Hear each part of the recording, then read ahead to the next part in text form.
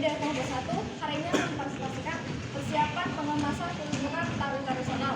Saya Ayah Kemerdi. Saya Alvin. Saya Gadis Telepon. Saya Estesia. Saya Darian. Nah, hari ini saya akan menjelaskan tentang dua materi. Yang pertama adalah materi tari. Nah, dimana dijelaskan di sini bahwa sebuah pertunjukan tari itu atau materi yang dituju itu harus sesuai dengan tujuan dari sebuah penunjukan. Nah, jadi misalnya sebuah tujuan dari pertunjukan tari ini untuk penggalangan dana, maka pilihlah bentuk tari yang banyak disukai oleh masyarakat. Maka dari sana masyarakat akan mungkin tergiur dengan untuk mendonasikan dananya. Nah, jadi intinya di sini itu sebuah pertunjukan tari itu harus disesuaikan dengan siapa ataupun apa misi atau tujuan dari sebuah pertunjukan tari. Nah, yang kedua adalah penari. Nah, di mana penari ini adalah tokoh utama dari sebuah pertunjukan tari. Nah, jadi bagus tidaknya sebuah pertunjukan itu bergantung pada seberapa baik penari itu membawakan gerakannya. Selain harus membawakan gerakan dengan baik, penampilan fisik serta kepercayaan dirian juga sangat mempengaruhi keindahan dari sebuah pertunjukan. Saya akan menjelaskan tata rias dan busana serta iringan musik. Jadi tata rias dan busana merupakan yang utama visualisasi dari penari di atas panggung. Jadi tata rias ialah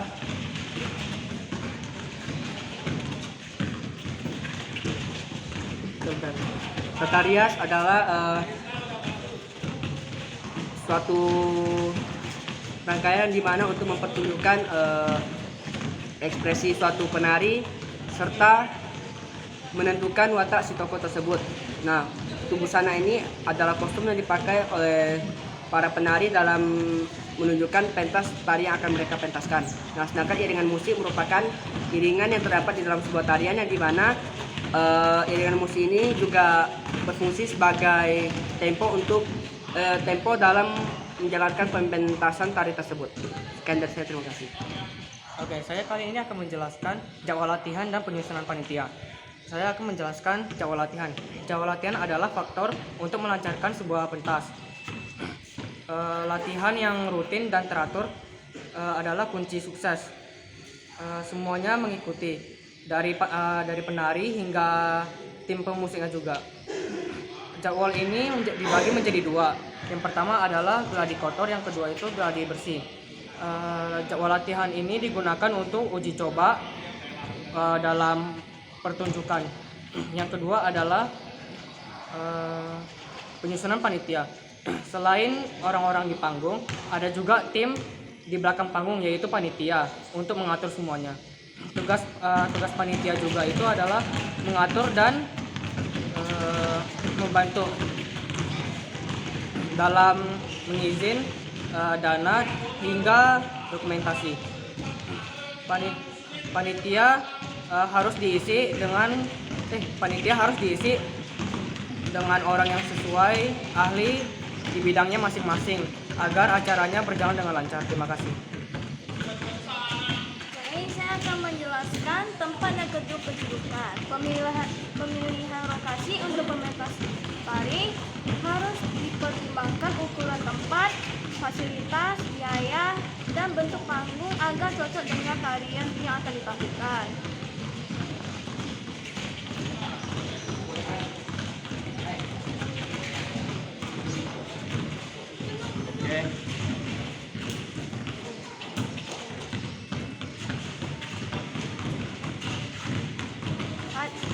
Ada beberapa tarian lebih cocok di tempat ruang terbuka agar penari dan penonton lebih dapat berinteraksi lebih dekat.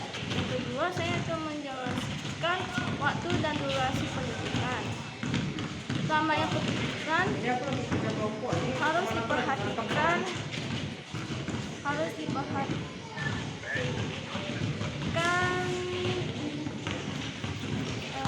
penonton tetap tertarik sampai selesai. Jika terlalu panjang, maka bagian pengulangan harus diulangi agar